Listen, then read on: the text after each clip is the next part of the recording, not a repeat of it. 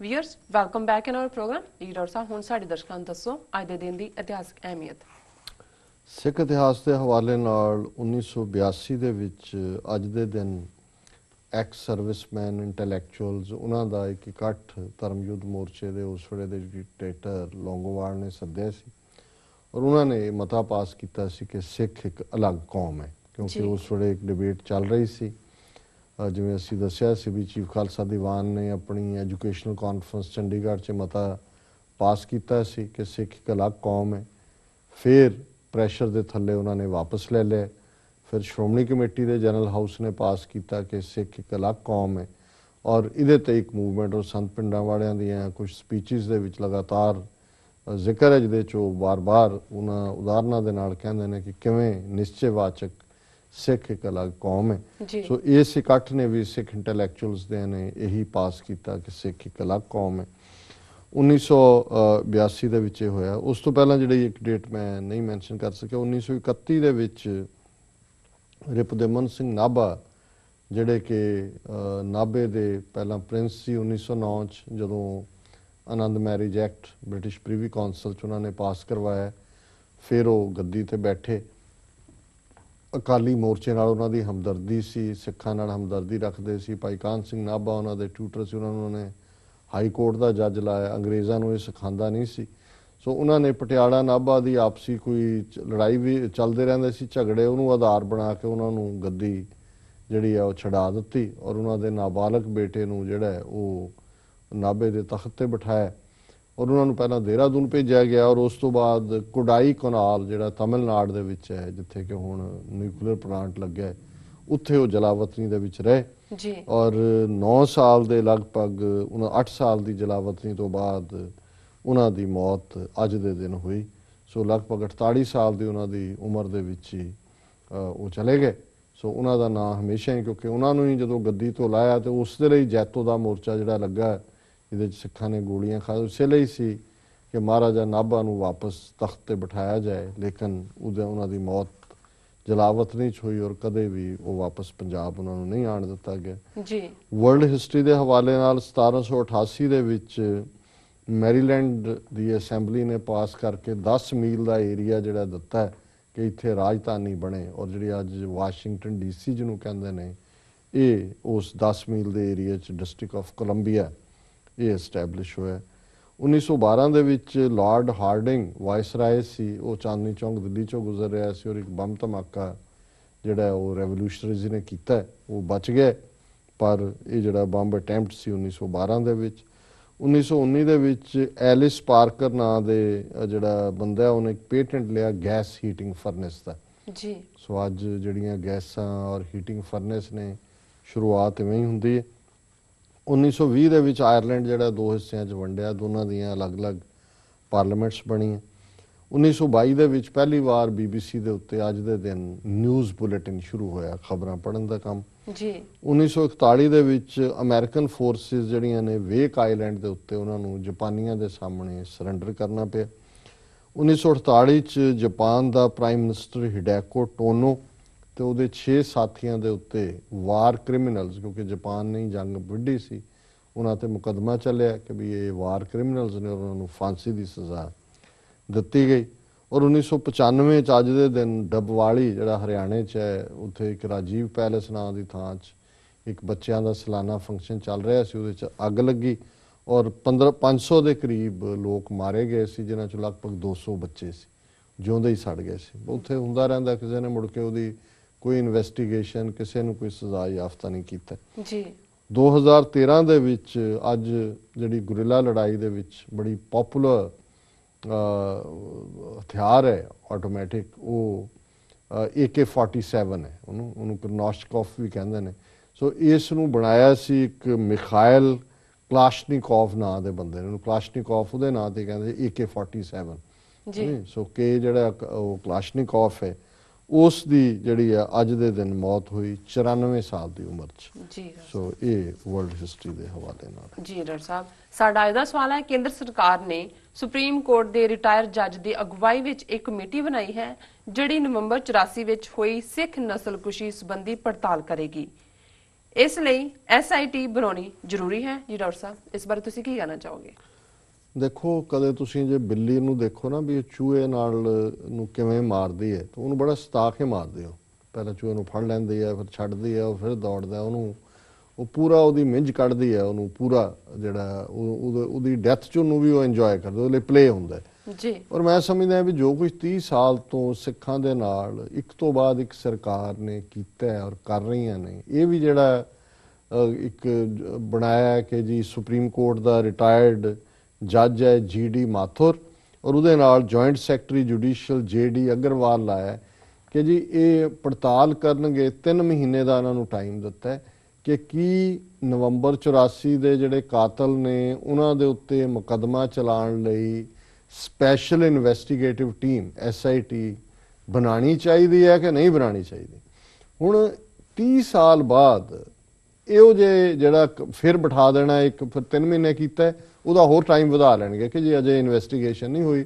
ਜਿਵੇਂ ਹਰ ਕਮਿਸ਼ਨ ਜਿਹੜਾ ਹੈ ਉਹ ਕਈ ਸਾਲ ਬਾਅਦ ਜਦੋਂ ਤੱਕ ਉਹਦੀ ਰਿਪੋਰਟ ਆਉਂਦੀ ਹੈ ਉਦੋਂ ਤੱਕ ਸਭ ਕੁਝ ਮੁੱਕ ਚੁੱਕਾ ਹੁੰਦਾ।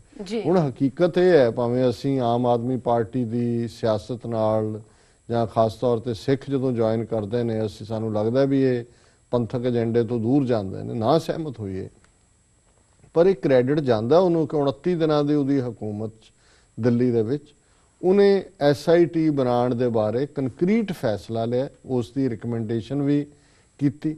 ਹੁਣ ਚਾਹੀਦਾ ਤਾਂ ਇਹ ਸੀ ਕਿ ਬਾਦਲ ਦਲ ਵਾਲੇ ਵੀ ਮੂੰਹ ਚੁੱਕ ਕੇ ਜਿਹੜੇ ਨੇ ਉਹ ਪਹਿਲਾਂ ਇਹਨੂੰ ਜੁਆਇਨ ਕੀਤਾ, ਹੁਣ ਮੂੰਹ 'ਚ ਘੁੰਗਣੀਆਂ ਪਾਈਆਂ ਹੋਈਆਂ ਨੇ ਕਿ ਫੌਰਨ ਜਿਹੜਾ ਹੁਣ ਇਹ ਜਿਹੜੇ ਕਮਿਸ਼ਨ ਬਣਾਉਣੇ ਨੇ ਜਾਂ ਇਹ ਪੜਤਾਲ ਕਰਨੀ ਜੀ ਬਣਨੀ ਚਾਹੀਦੀ ਕਿ ਨਹੀਂ, ਇਹ ਵੀ ਵੇਸਟ ਆਫ ਟਾਈਮ ਹੈ। ਔਰ ਠੀਕ ਹੈ ਐਡਵੋਕੇਟ HS ਫੂਲਕਾ ਨੇ ਕਿ ਵੀ ਬਣਾਉਣ ਦਾ ਫੈਸਲਾ ਤਾਂ ਕੇਜਰੀਵਾਲ ਕਰ ਗਿਆ ਹੋਇਆ ਜੀ, ਤੁਸੀਂ ਤਾਂ ਇਹ ਬਣਾ ਕੇ ਸਜ਼ਾਵਾਂ ਦਿਓ ਜਿਹੜੇ ਲੋਕ ਦੋਸ਼ੀ ਨੇ। ਲੇਕਿਨ ਕਿਉਂਕਿ ਜਿਵੇਂ ਮੈਂ ਕਿਹਾ ਕਿ ਵੀ ਇਹ ਹਿੰਦੂਤਵੀ ਪਾਰਟੀ A ਟੀਮ ਹੋਏ B ਟੀਮ ਹੋਏ, ਇਹਨਾਂ ਨੇ ਤਾਂ ਘੱਟ ਗਿਣਤੀਆਂ ਨੂੰ ਨਾਲ ਉਵੇਂ ਹੀ ਪਲੇ ਕਰਨਾ ਮਾਰਨ ਤੋਂ ਪਹਿਲਾਂ, ਜਿਵੇਂ ਬਿੱਲੀ ਚੂਹੇ ਦੇ ਨਾਲ ਕਰਦੀ ਹੈ। ਸੋ ਅਸੀਂ ਸਮਝਦੇ ਹਾਂ ਵੀ ਇਹ ਵੀ ਇੱਕ ਜਿਹੜਾ ਇੱਕ ਸਿਆਸੀ ਲਾਈਨ ਹੈ, ਕਿਉਂਕਿ ਮਹੀਨੇ ਕੁ ਬਾਅਦ ਦਿੱਲੀ ਦੇ ਵਿੱਚ ਵਿਧਾਨ ਸਭਾ ਚੋਣਾਂ ਹੋਣੀਆਂ ਨੇ ਔਰ ਕਿਉਂਕਿ ਕੋਡ ਲਾਗੂ ਹੋ ਜਾਏਗਾ ਉਹਨਾਂ ਦਾ ਚੋਣਾਂ ਤੋਂ ਪਹਿਲਾਂ। ਜਦੋਂ ਕੋਡ ਲਾਗੂ ਹੋਇਆ ਫਿਰ ਕੁਝ ਕਰ ਨਹੀਂ ਸਕਦੇ। ਸੋ ਇਸ ਤਰੀਕੇ ਦੇ ਨਾਲ ਉਹਨਾਂ ਨੇ ਆਪਣਾ ਵੇਚਣ ਦੇ ਲਈ ਵੀ ਰੱਖ ਲਿਆ ਪ੍ਰੋਗਰਾਮ ਜੀ। ਸਿਆਸੀ ਤੌਰ ਤੇ ਕਹਿਣਗੇ ਲਓ ਜੀ ਅਸੀਂ ਤਾਂ ਬਣਾ ਦਿੱਤਾ ਹੈ ਇੱਕ ਕਿ ਬਈ ਇਹ ਅਸੀਂ 5-5 ਲੱਖ ਵੀ ਦੇ ਦਿੱਤੇ ਨੇ, ਇਹ ਡਿਸਟ੍ਰੀਬਿਊਸ਼ਨ ਦੇ ਉੱਤੇ ਵੀ ਅੱਖ ਰੱਖਣਗੇ ਕਿ ਕਿਹਨੂੰ ਦੇਣਾ, ਪਰ ਇਹ ਸਾਨੂੰ ਦੱਸਣਗੇ ਕਰਕੇ ਕਿ ਜੀ ਮੁਕੱਦਮਾ ਚੱਲਣਾ ਚਾਹੀਦਾ ਹੈ ਕਿ ਮੰਨੋ ਕਿ ਵੀ 10,000 ਬੰਦਾ ਜਿਹੜਾ ਇਹਨਾਂ ਦੇ ਆਪਣੇ ਕਹਿਣ ਬਤਾ 3,000 ਤੇ ਆਪ 3-3.5 ਦਿੱਲੀ 'ਚ ਮੰਨਦੇ ਨੇ ਕਿ ਵੀ ਉਹਨਾਂ ਦੀ ਕੋਈ ਕੀਮਤ ਨਹੀਂ ਹੈ, ਉਹਨਾਂ ਨੂੰ ਕਿਸੇ ਨੇ ਨਹੀਂ ਮਾਰਿਆ, ਜਿਵੇਂ ਉਹਨਾਂ ਦੇ ਲਈ ਕੋਈ ਕਾਤਲ ਲੱਭਿਆ ਨਹੀਂ ਗਿਆ। ਹੁਣ 30 ਸਾਲ ਬਾਅਦ ਇਹ ਦੋ ਉਹ ਫੈਸਲਾ ਕਰਨਗੇ ਕਿ ਜੀ ਸਪੈਸ਼ਲ ਇਨਵੈਸਟੀਗੇਟਿਵ ਟੀਮ ਬਣਨੀ ਚਾਹੀਦੀ ਹੈ ਕਿ ਨਹੀਂ ਬਣਨੀ ਚਾਹੀਦੀ ਜੀ। ਤਾਂ ਫਿਰ ਜੇ ਇਹ ਸਭ ਇੰਨਾ ਕੁ ਮਾਨਸ ਹੈ ਕਿ ਵੀ ਸਾਨੂੰ ਸਮਝ ਨਹੀਂ ਆਉਂਦਾ ਕਿ ਵੀ ਇਸ ਸਿਸਟਮ ਦੇ ਨਾਲ ਸਾਡਾ ਕੋਈ ਸਰੋਕਾਰ ਨਹੀਂ ਹੋਣਾ ਚਾਹੀਦਾ। ਇਨ ਦਾ ਐਂਡ ਆਫ ਦਾ ਡੇ ਆਪਣਾ ਘਰ ਖਾਲਿਸਤਾਨ ਜਿਹੜਾ ਹੈ ਉਹੀ ਸਾਡਾ ਸਾਰਿਆਂ ਸਵਾਲਾਂ ਦਾ ਜਵਾਬ ਹੈ, ਸਾਰੇ ਮਸਲਿਆਂ ਦਾ ਹੱਲ ਹੈ, ਉਹੀ ਫਾਈਨਲ ਸੋਲੂਸ਼ਨ ਹੈ। ਹੁਣ ਇਹ ਵੀ ਗੱਲ ਜਿਹੜੀ ਹੈ ਮੈਂ ਸਮਝਦਾ ਵੀ ਇਹ ਅਗੇਨ ਇੱਕ ਮਜ਼ਾਕ ਹੈ, ਕੋਝਾ ਮਜ਼ਾਕ ਜੀ। ਬਿਲਕੁਲ ਡਾਕਟਰ ਸਾਹਿਬ, ਤੁਹਾਡਾ ਬਹੁਤ ਬਹੁਤ ਧੰਨਵਾਦ। ਹੁਣ ਸਾਡੇ ਦਰਸ਼ਕਾਂ ਨੂੰ ਦੱਸੋ ਅੱਜ ਦਾ ਵਿਚਾਰ। ਅੱਜ ਦੇ ਵਿਚਾਰ ਲਈ ਅਸੀਂ 3 ਸ਼ਲੋਕ ਬਾਬਾ ਫਰੀਦ ਜੀ ਦੇ ਸ਼ਲੋਕ ਹੈਡਿੰਗ ਦੇ ਥੱਲੇ ਚੁਣੇ ਨੇ ਜੀ। ਔਰ ਹਾਲਾਂਕਿ ਬਾਣੀ ਚਲੋ ਜਿੰਨੀ ਗੁਰੂ ਨੇ ਪੜਨ ਦਾ ਔਰ ਸਮੇਂ-ਸਮੇਂ ਉਸ ਚੋਂ ਜਿਹੜਾ ਸੇਧ ਲੈਣ ਦਾ ਹੁੰਦਾ ਵਾਕਿਆ, ਉਹ ਗੁਰੂ ਦੀ ਆਪਣੀ ਵਡਿਆਈ ਹੈ। ਪਰ ਮੈਂ ਕਈ ਵਾਰੀ ਹੈਰਾਨ ਹੁੰਦਾ ਕਿ ਜਿੰਨੀ ਵਾਰੀ ਤੁਸੀਂ ਪੜ੍ਹਦੇ ਹੋ ਦੁਬਾਰਾ ਔਰ ਤੁਹਾਨੂੰ ਕਈ ਚੀਜ਼ਾਂ ਐਸੀਆਂ ਨਵੀਆਂ ਨਜ਼ਰ ਆਉਂਦੀਆਂ ਨੇ। ਹੁਣ ਤੱਕ ਵੀ ਇਹ ਕੋਟ ਹੁੰਦਾ ਹੈ, ਜਦੋਂ ਵੀ ਹੋਏ ਬੁੱਲੇ ਸ਼ਾਹ ਨੂੰ ਕੋਟ ਅਕਸਰ ਕੀਤਾ ਜਾਂਦਾ ਹੈ ਕਿ ਜੀ ਮੰਦਰ ਢਾਈ ਮਸਜਿਦ ਢਾਈ ਜੋ ਕੁਝ ਢਹਿੰਦਾ ਪਰ ਕਿਸੇ ਦਾ ਦਿਲ ਨਾ ਢਾਈ ਰੱਬ ਦਿਲਾਂ ਵਿੱਚ ਰਹਿੰਦਾ। ਹੁਣ ਇਹ ਬੜੀ ਪਪੂਲਰ ਗੱਲ ਹੈ, ਦੋਨੋਂ ਪੰਜਾਬਾਂ ਦੇ ਵਿੱਚ ਕੋਟ ਹੁੰਦੀ ਹੈ ਕਿ ਜੀ। ਪਰ ਅੱਜ ਜਦੋਂ ਮੈਂ ਇਹ ਸ਼ਲੋਕ ਦੇਖ ਰਿਹਾ ਸੀ ਉੱਪਰੋਂ ਥਲੀ ਜਿਹੜੇ ਨੇ 2 ਸ਼ਲੋਕ ਔਰ ਪਹਿਲਾ ਕਿ ਭਾਈ ਕਿਵੇਂ ਹਿਊਮਿਲਿਟੀ ਕੀ ਹੈ, ਹਿਊਮਿਲਿਟੀ ਲਈ ਅਸੀਂ ਇਹ ਤਾਂ ਸ਼ਲੋਕ ਕੱਢਦੇ ਹਾਂ ਕਿ ਨਿਵੇਂ ਸੋ ਗੌਰਾ ਹੋਏ ਮਿੱਠਤ ਨੀਵੀਂ ਨਾਨਕ ਹੈ। ਸੋ ਇਹ ਤਿੰਨੋਂ ਹੀ ਸ਼ਲੋਕ ਅੱਜ ਵਰਲਡਲੀ ਵਿਜ਼ਡਮ ਦੇ ਲਿਹਾਜ਼ ਨਾਲ ਡਿਵਾਈਨਨੈਸ ਤਾਂ ਗੁਰਬਾਣੀ ਦੇ ਹਰ ਸ਼ਬਦ 'ਚ ਹੈ, ਹਰ ਜਿਹੜਾ ਸ਼ਲੋਕ 'ਚ ਹੈ, ਲੇਕਿਨ ਇਹ ਤਿੰਨੋਂ ਹੀ। ਪਹਿਲਾ ਸ਼ਲੋਕ ਹੈ ਮਤ ਹੁੰਦੀ ਹੋਏ ਇਆਣਾ ਤਾਣ ਹੁੰਦੇ ਹੋਏ ਨਿਤਾਣਾ ਅਣ ਹੁੰਦੇ ਆਪ ਵੰਡਾਏ ਕੋ ਐਸਾ ਭਗਤ ਸਦਾਏ। ਜੀ ਹੁਣ ਇਹ ਕ੍ਰਾਈਟੇਰੀਆ ਰੱਖਿਆ ਭਗਤ ਦਾ, ਰੱਬ ਦੇ ਬੰਦੇ ਦਾ, ਰੱਬ ਨਾਲ ਜੁੜੇ ਹੋਏ ਬੰਦੇ ਦਾ, ਕਿ ਜਿਹੜਾ if you R wise B simple, ਮਤ ਹੁੰਦੀ ਹੋਏ ਆਣਾ, ਕਿ ਤੁਹਾਡੇ ਕੋਲ ਵਿਜ਼ਡਮ ਹੈ, ਸਿਆਣਪ ਹੈ, ਪਰ ਤੁਸੀਂ ਇਵੇਂ ਆਮ ਲੋਕਾਂ ਨਾਲ ਵਰਤ ਰਹੇ ਹੋ ਕਿ ਤੁਸੀਂ ਆਮ ਵਰਗੇ ਹੋ, ਕਿ ਜਿਵੇਂ ਤੁਸੀਂ ਨਿਆਣੇ ਹੋ, ਜੀ ਕਿ ਤੁਸੀਂ ਆਪਣੀ ਅਕਲ ਦਾ, ਆਪਣੀ ਵਿਦਵਤਾ ਦਾ, ਆਪਣੇ ਗਿਆਨ ਦਾ ਕੋਈ ਕਿਸੇ ਦੇ ਉੱਤੇ ਰੋਹਬ ਨਹੀਂ ਪਾ ਰਹੇ, ਜਾਂ ਕਿਸੇ ਦੇ ਉੱਤੇ ਤੁਸੀਂ ਭਾਰ ਨਹੀਂ ਉਹਨੂੰ ਦੱਸ ਰਹੇ। ਤਾਣ ਹੁੰਦੇ ਹੋਏ ਨਤਾਣ, ਕਿ if you are powerful be weak. ਤਾਣ ਹੁੰਦਾ ਤਾਕਤ, ਜੀ ਜੇ ਤੁਹਾਡੇ ਕੋਲ ਤਾਕਤ ਹੈ, ਤੁਸੀਂ ਕਿਸੇ ਵੀ ਐਂਗਲ ਤੋਂ ਉੱਚੇ ਹੋ, ਧਨ ਵਜੋਂ, ਅਹੁਦੇ ਵਜੋਂ, ਪਰ ਤੁਸੀਂ ਇਵੇਂ ਬਿਹੇਵ ਕਰੋ ਜਿਵੇਂ ਤੁਸੀਂ ਕਮਜ਼ੋਰ ਹੋ। ਜੀ। ਤਾਣ ਹੁੰਦੇ ਹੋਏ ਨਿਤਾਣ, ਅਣ ਹੁੰਦੇ ਆਪ ਵੰਡਾਏ। when there is nothing to share then share, ਜੀ ਕਿ ਤੁਹਾਡੇ ਕੋਲ ਕੁਝ ਨਹੀਂ ਹੈ, ਆਪ ਤੁਸੀਂ ਸਮਰੱਥਾ ਨਹੀਂ ਰੱਖਦੇ, ਪਰ ਇਹਦੇ ਬਾਵਜੂਦ ਤੁਸੀਂ ਸ਼ੇਅਰ ਕਰਦੇ ਹੋ। ਅਣ ਜੀ। ਹੁੰਦੇ ਆਪ ਵੰਡਾਏ ਕੋ ਐਸਾ ਭਗਤ ਸਦਾਏ। ਮੈਂ ਇਹ ਸਮਝਦਾ ਵੀ ਇਹਨੂੰ ਮੈਂ ਸ਼ਾਇਦ ਅੱਗੇ ਵੀ ਪੜਿਆ ਹੋਵੇਗਾ, ਪਰ ਜਿਵੇਂ ਡੈਪਥ ਦੇ ਨਾਲ ਮੈਨੂੰ ਅੱਜ ਇਹ ਗੱਲ ਸਮਝ ਆਈ ਕਿ ਮਾਣ ਹੁੰਦੇ ਹੋਏ ਮਤ ਹੁੰਦੀ ਹੋਏ ਇਆਣ, ਤਾਣ ਹੁੰਦੇ ਹੋਏ ਨਿਤਾਣ, ਅਣ ਹੁੰਦੇ ਆਪ ਵੰਡਾਏ ਕੋ ਐਸਾ ਭਗਤ ਸਦਾਏ। ਤੇ ਜਿਵੇਂ ਮੈਂ ਬੁੱਲੇ ਸ਼ਾਹ ਦਾ ਰੱਬ ਦਿਲਾਂ ਵਿੱਚ ਰਹਿੰਦਾ ਦੇ ਹਵਾਲੇ ਨਾਲ 2 ਸ਼ਲੋਕ ਨੇ ਜੀ ਬਿਊਟੀਫੁਲ, ਜਿਹੜਾ ਕਿ ਉਸ ਥੀਮ ਨੂੰ ਮਚ ਡੈਪਥ ਦੇ ਵਿੱਚ ਅਧਿਆਤਮ ਦੀ ਦੁਨੀਆ ਜਾ ਕੇ ਐਕਸਪਲੇਨ ਕਰਦੇ ਨੇ। ਇੱਕ ਫਿੱਕਾ ਨਾ ਗਾਲਾਏ ਸਭਨਾ ਮੈਂ ਸੱਚਾ ਧਣੀ, ਹਿਆਊ ਨਾ ਕਹਿੀ ਠਾਏ ਮਾਣਕ ਸਭ ਅਮੋਲਵੇਂ। ਜੀ ਕਿ ਕਦੇ ਵੀ ਮੂੰਹ ਚੋਂ ਕੌੜਾ ਸ਼ਬਦ, ਰੁੱਖਾ ਸ਼ਬਦ ਨਾ ਕੱਢ। ਇੱਕ ਫਿੱਕਾ ਨਾ ਗੱਲ ਆਏ ਸਭਨਾ ਮੈਂ ਸੱਚਾ ਧਨੀ। ਕਿਉਂ? ਜਦੋਂ ਫਿੱਕਾ ਅਸੀਂ ਬੋਲਾਂਗੇ, ਕਿਸੇ ਪ੍ਰਥਾਏ ਬੋਲਾਂਗੇ, ਤੇ ਇਹ ਸਾਨੂੰ ਯਾਦ ਬਾਣੀ ਕਰਵਾਉਂਦੀ ਹੈ ਕਿ ਸਭਨਾ ਮੈਂ ਸੱਚਾ ਧਨੀ, ਕਿ ਸਭ ਦੇ ਵਿੱਚ ਉਹ ਸੱਚਾ ਰੱਬ ਵਸਦਾ ਹੈ, ਜਿਹੜਾ ਧਨਵਾਨਾਂ ਦਾ ਧਨਵਾਨ ਹੈ। ਇੱਕ ਫਿੱਕਾ ਨਾ ਗਲਾਏ ਸਭਨਾ ਮੈਂ ਸੱਚਾ ਧਨੀ, ਕਿਉਂਕਿ ਹਰ ਇੱਕ ਦੇ ਵਿੱਚ ਰੱਬ ਵਸਦਾ ਹੈ, ਇਸ ਲਈ ਕਿਸੇ ਨਾਲ ਕੌੜਾ ਨਾ ਬੋਲ। ਹਿਆਊ ਨਾ ਕਹਿੀ ਠਾਏ ਮਾਣਕ ਸਭ ਅਮੋਲਵੇਂ। Do not break anyone's heart, these are all precious jewels। ਜੀ ਜੀ ਕਿ ਵੀ ਕਿਸੇ ਦਾ ਵੀ ਹਿਆਊ ਨਾ, ਇਹ ਲਹਿੰਦੇ ਪੰਜਾਬ ਦੀ ਪੰਜਾਬੀ ਹੈ, ਹਿਆਊ ਨਾ ਕਹਿੀ ਠਾਏ, ਕਿ ਕਿਸੇ ਦਾ ਦਿਲ ਨਾ ਤੋੜ। ਹਰ ਦਿਲ ਜਿਹੜਾ ਹੈ ਉਹ ਬੜਾ ਕੀਮਤੀ ਮੋਤੀ ਹੈ, ਹਰ ਦਿਲ ਬੜਾ ਕੀਮਤੀ ਹੈ। ਔਰ ਦੂਸਰਾ ਸ਼ਲੋਕ ਵੀ ਇਸੇ ਹੀ ਥਾਟ ਨੂੰ ਅੱਗੇ ਤੋਰਦਾ ਹੈ, ਸਭਨਾ ਮਨ Manak, all minds are precious jewels। ਸਾਰੇ ਦਿਲ ਕੀਮਤੀ ਹੀਰੇ ਨੇ, ਕੀਮਤੀ ਰਤਨ ਨੇ। ਸਭਨਾ ਮਨ ਮਾਣਕ ਠਾਹਣ ਮੂਲ ਮਚਾਂਗਵਾ, do not harm them at all।